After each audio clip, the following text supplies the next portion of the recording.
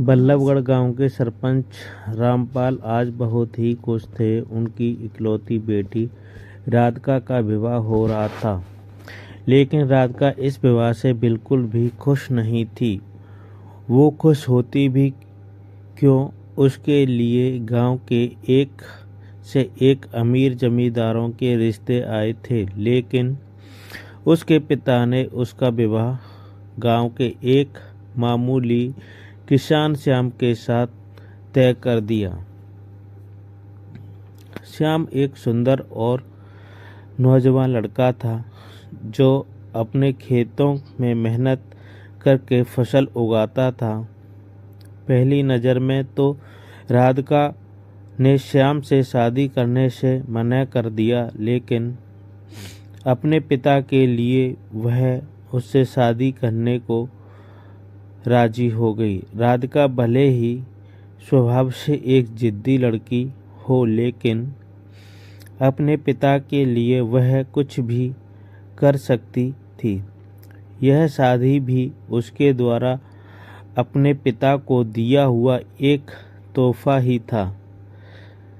रामपाल अपनी बेटी राधिका के लिए बड़े से बड़े जमींदारों का रिश्ता ला सकते थे, लेकिन उन्होंने श्याम को चुना। इसके पीछे भी एक वजह थी।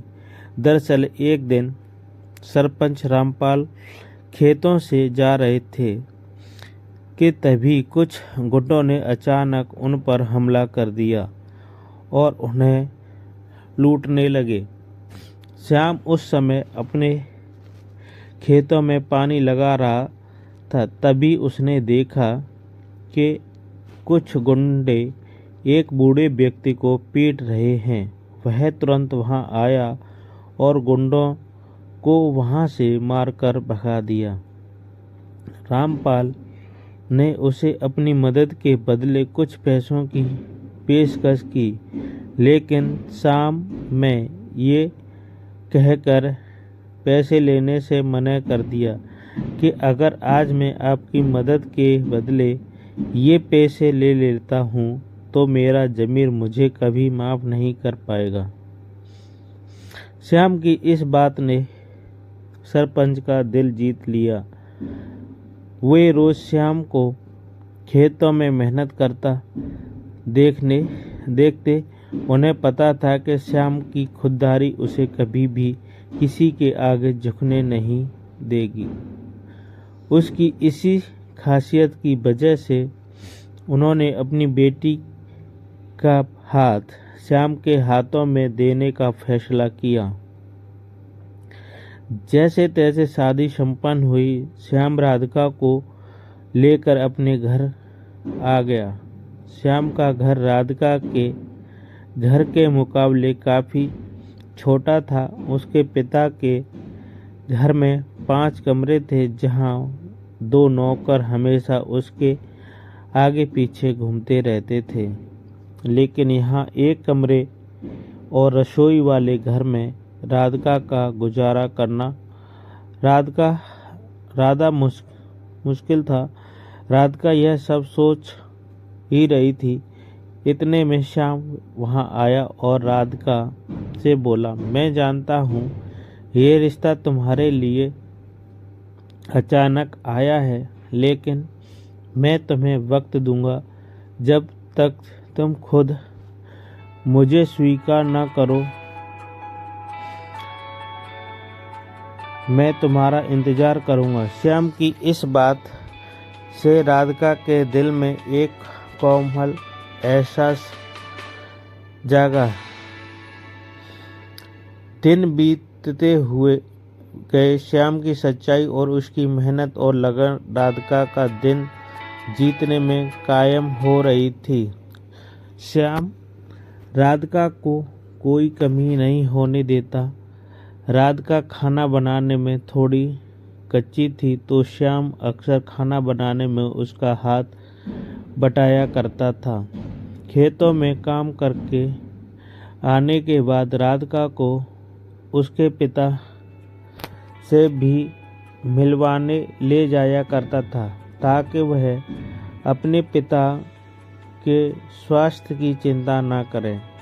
राधिका अपने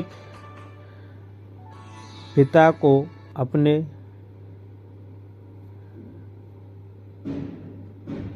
चिंता करते देखकर हमेशा ही खुश हुआ करती थी। सब कुछ सही चल रहा था, पर फिर भी एक कमी थी जो अंदर ही अंदर राधिका को श्याम को अपनाने से रोक रही थी। राधिका हमेशा सोचती थी कि वह एक पढ़ी लिखी और बड़े परिवार की लड़की होकर श्याम जैसे मामूली किसान से कैसे प्यार कर सकती है।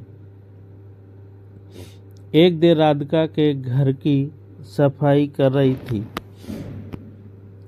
तभी अचानक उसकी नज़र अलमारी के ऊपर रखे संदूक पर गई। उसने साफ सफाई करने के लिए संदूक को नीचे उतारा और उसे खोला था। वह चौंक गई। उस बक्से में श्याम की कॉलेज की डिग्री और सर्टिफिकेट थे। श्याम एग्रीकल्चर में फर्स्ट क्लास ग्रेजुएट था। शाम को जब श्याम खेतों में से घर आया तो राधिका ने उसे उसकी पढ़ाई के बारे में पूछा। तब श्याम ने बताया कि उसे देश की बड़ी बड़ी एग्रीकल्चर कंपनियों से नौकरी का बुलावा आया था, पर वह गांव के लोगों के लिए कुछ खास करना चाहता था।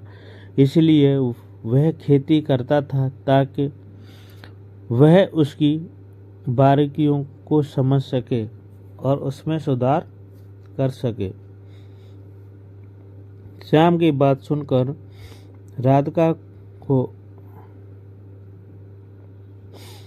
आत्मग्लानि हुई और वह सोच रही थी कि जिसे वह मामूली किसान समझ रही थी वह एक पढ़ा लिखा समझदार व्यक्ति है। धीरे धीरे राधिका ने श्याम को अपने मन से पति मानना शुरू कर दिया।